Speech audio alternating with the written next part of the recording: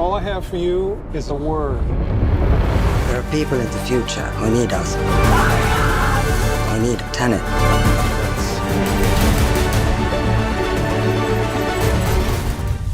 Doesn't us being here now mean it never happened?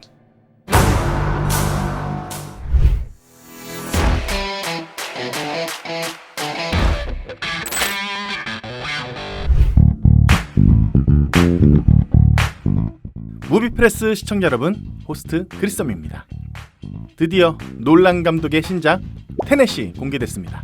유료 시사라는 변칙 개봉이긴 하지만 워낙 어려운 극장계 사정이 있으니까 이번에는 언급하지 않겠습니다. 자, 그럼 영화 테넷은 어떤 영화인지 한번 알아보겠습니다.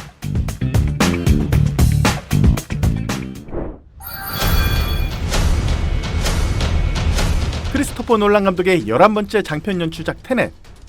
이 영화는 놀란 감독이 가장 애정하는 소재인 시간을 테마로 한 영화입니다. 놀란 감독의 영화는 초기작부터 시간이 굉장히 중요한 요소였는데요.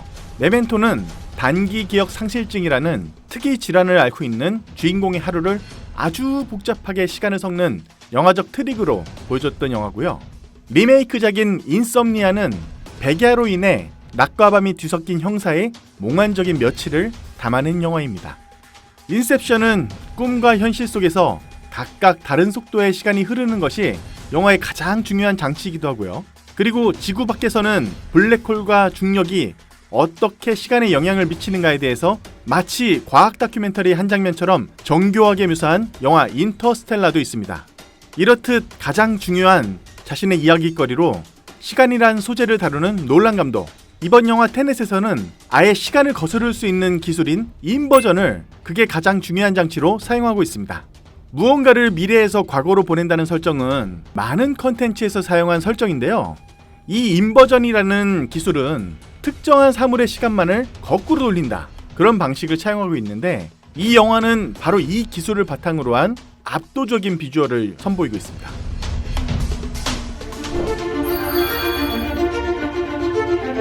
영화의 스토리는 이렇습니다. 인버전이라는 듣도 보도 못한 기술을 한 특수요원이 작전 도중에 발견을 합니다. 이 기술은 물체가 갖고 있는 에너지, 바로 엔트로피를 반전시켜서 일종의 시간 역전 현상을 만드는 아주 놀라운 기술인데요. 이 기술을 통해 전 세계가 위험에 빠진 걸 알게 되고 이를 막기 위해 요원들이 투입됩니다. 그리고 세상에서 가장 복잡하고 어려운 임무를 수행하게 됩니다. 사실 제가 드릴 수 있는 줄거리 소개는 여기까지인 것 같은데요. 줄거리는 매우 간단해 보이지만 이 영화는 보고 있으면서도 무슨 이야기인지 머릿속이 복잡해지는 아주 매우 정교한 플롯들이 얽혀 있습니다. 이런 복잡한 퍼즐 같은 이야기는 요즘 블록버스터 영화에서는 정말 보기 어려운 크리스토퍼 놀란 감독의 큰 야심이 엿보이는데요. 특히 클라이막스의 액션 시퀀스, 여러분 아마 보시면은 아주 넉넉고 눈앞에서 당하는 마술 같은 세트피스를 보여주고 있습니다. 주연 배우들의 연기는 어떨까요? 이제는 덴젤 워싱턴의 아들이라는 수식어를 떼어내도 전혀 어색하지 않은 배우 존 데이비드 워싱턴은 전작인 블랙 클랜스맨에서 대단한 연기를 선보인 것만큼 기대감이 큰 배우였습니다. 테넷에서는 세계 3차 대전을 막기 위해 투입된 특수 요원 역할을 맡아서 괜찮은 연기를 보여주고 있습니다.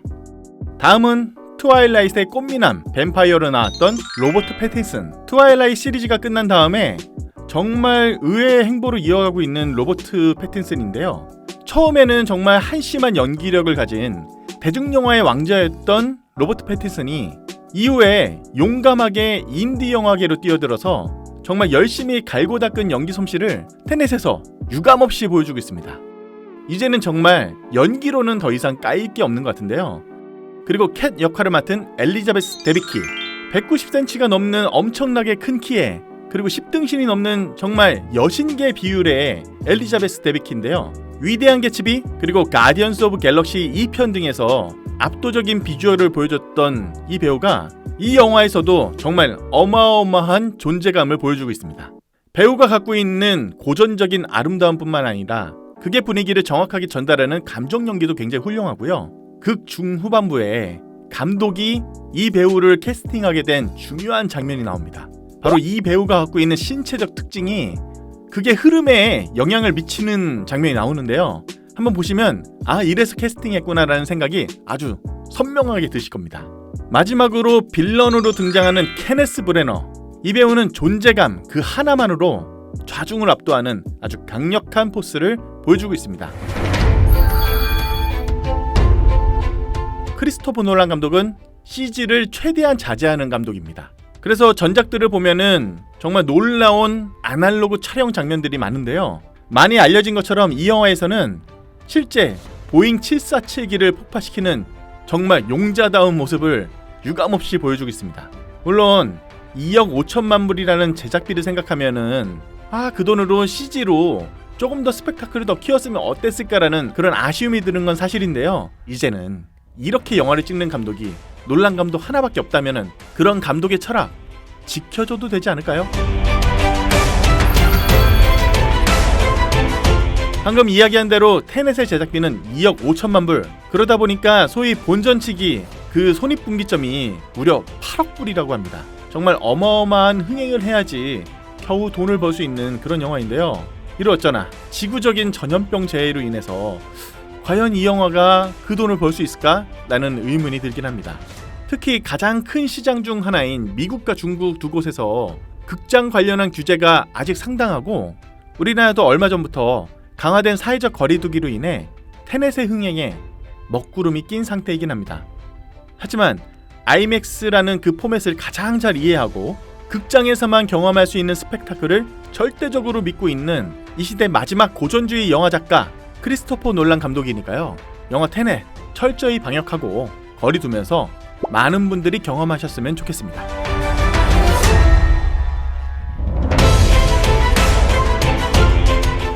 오늘 이야기는 여기까지였습니다.